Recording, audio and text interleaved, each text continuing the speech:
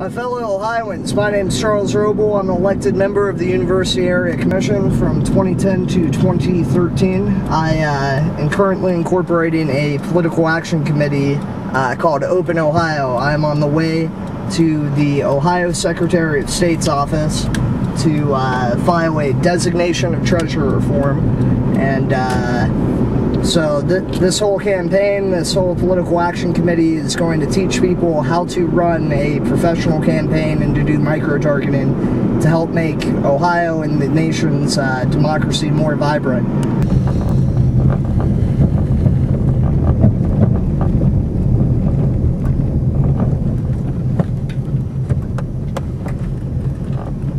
There we go.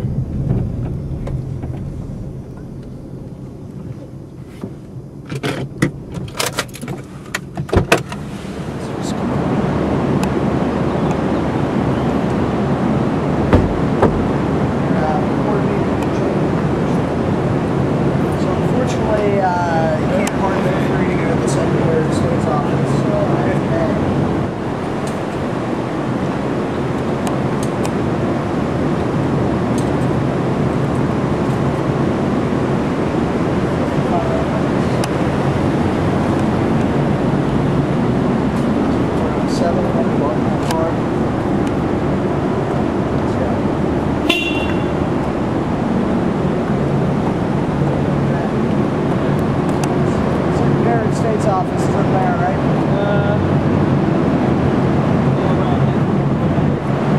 State institutions here, but they can't have, free parking for a public institution. State of our government.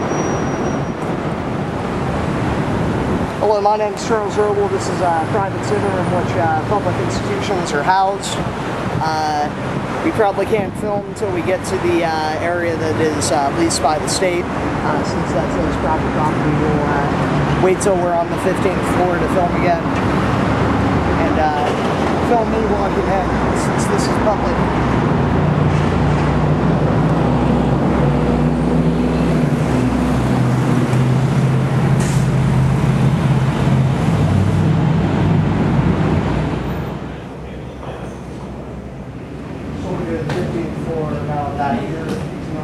The 15th floor, that's our elections division. Cool. We got some here. Are there elevators here? Yes. Over there? Yeah, you'd go out that front door. And is the whole 15th floor the Secretary of State's office? Or? Yes, the receptionist desk will be there on the 15th floor. So I can start filming once I'm there? Sure. Cool. Thank you very much.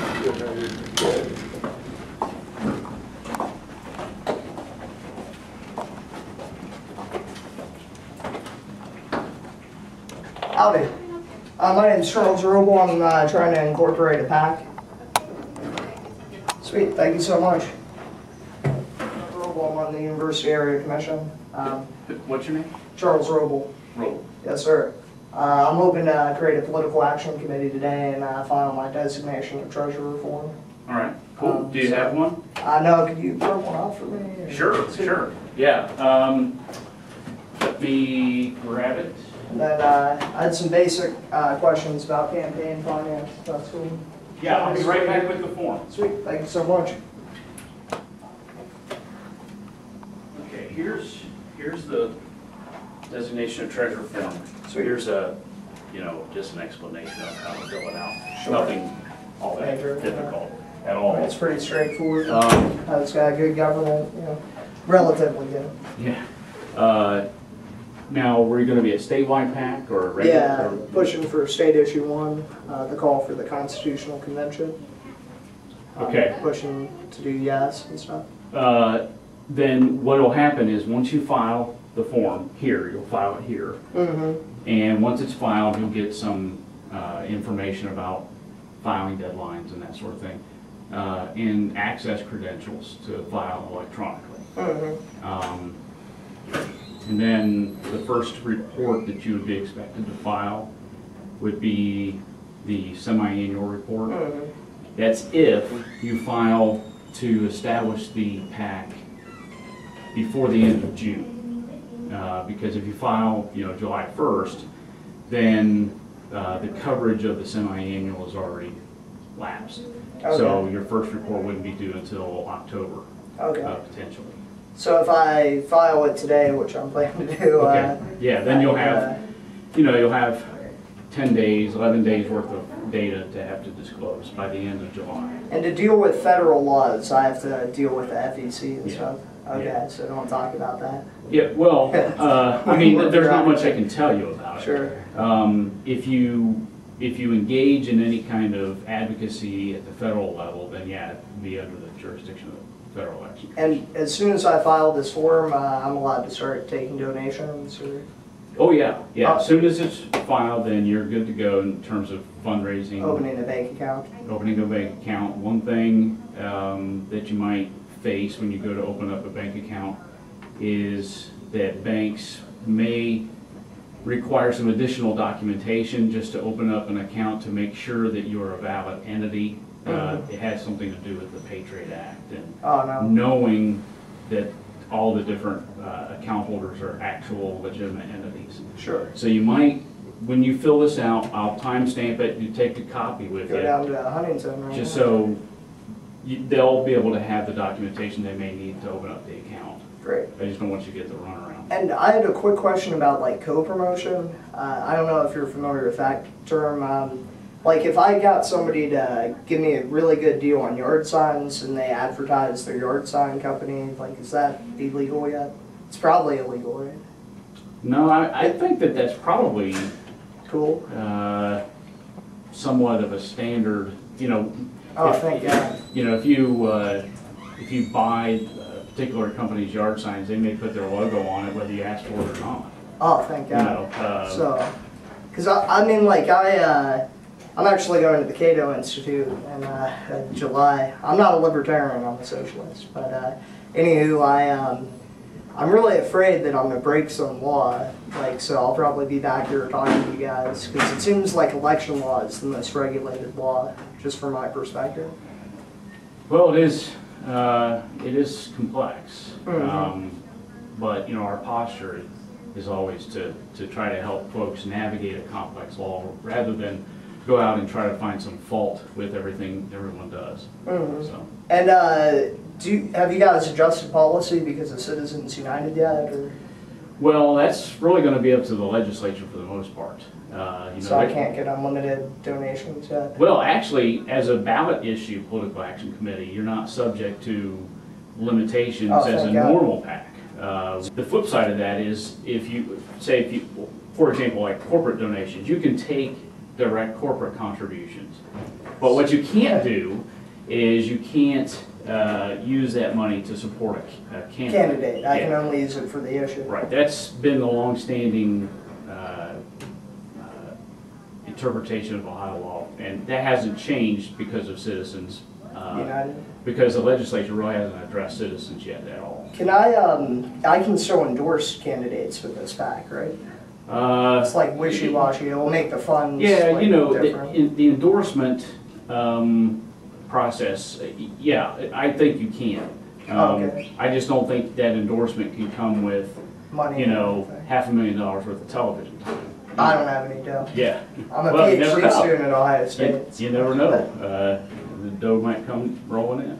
Yeah, I'm going after, I'm going to try to cut all the taxes on tobacco and alcohol. Because it's only going to take 1 million votes to get a majority of people to vote yes on state issue 1. Because if you look at the history, I don't know how much you know about it, but it's over 20 years.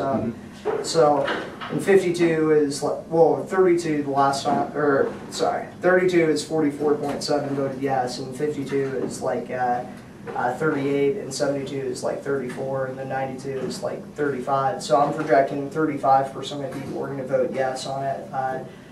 In the absence of some abnormal intervention. So if this becomes an abnormal intervention, then it might be different. So, but anywho, that's 35%. So it's going to be about 4.5 million voting no against 2.5 million voting yes for state issue 1. So it's only going to take 1 million votes to get this. So yeah, hoping to do some radical stuff. And, do you need a pen? I have a pen. Do you have a business card if I have any other questions? Sure. Thank you so much for your time. My email and direct line are on there, so Sweet. Feel free. And probably the best resource for you going forward would be our website. We have all of all those packets. It looks great. I just haven't had the time to. Yeah, we have all the statutes, the rules, the forms. Of course, this is really the only form you're going to have to file because you'll be doing electronic filing. But also, we have some chapters written in a handbook specifically for ballot issue, political action committee. So I would recommend you read that chapter. And if you want to, if you have trouble falling asleep at night or something, you can look at the statute that's associated with it.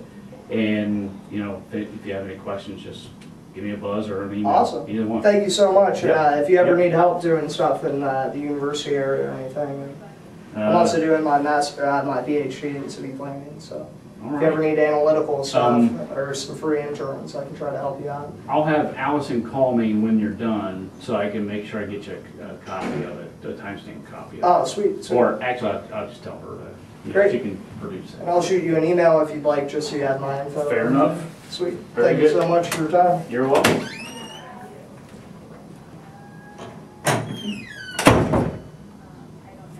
This pen isn't too great. Do you have a pen, Andrew? No.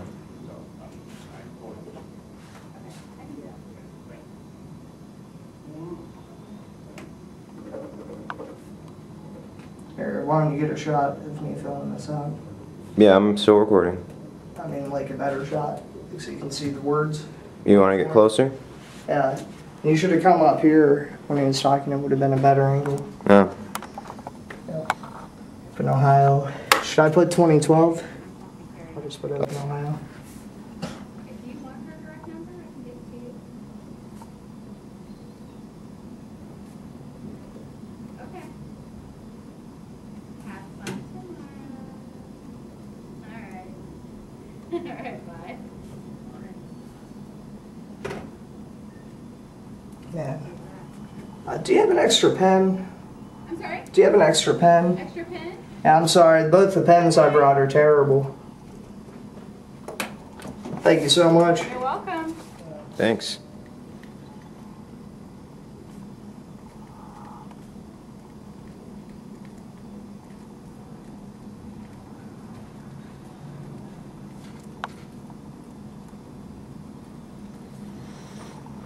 Can you tell that's me? Yeah. Charles,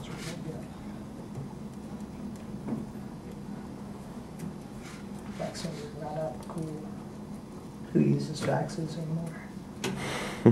Full name of Treasurer Charles Tolliver. How do I spell my name? I don't know how you spell Tolliver. Yeah, I don't know. I can spell it in years. Like some weird Italian crap. Pull out the ID. Shit, it's just T. Get something out.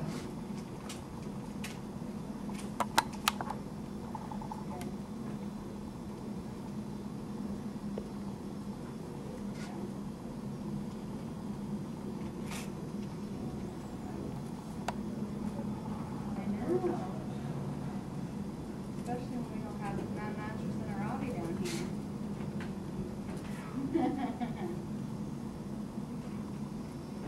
Full name of Deputy Treasurer. No, just me.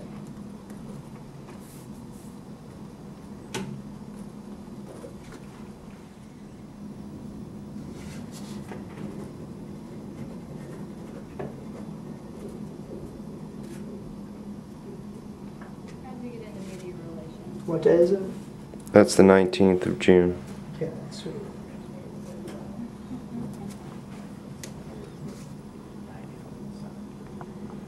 Okay.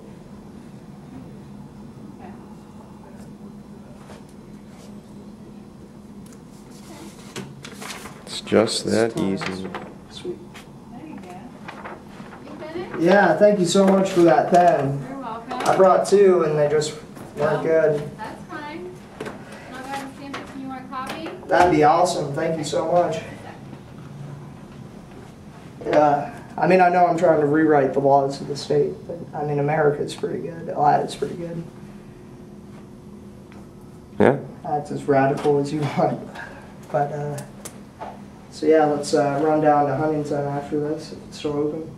438. Yeah, go get us a bank account and then start taking money. All right, you're all set. Thank you so much. Have a good day. Have a great weekend. Thanks. Or today is only Tuesday. Thank you.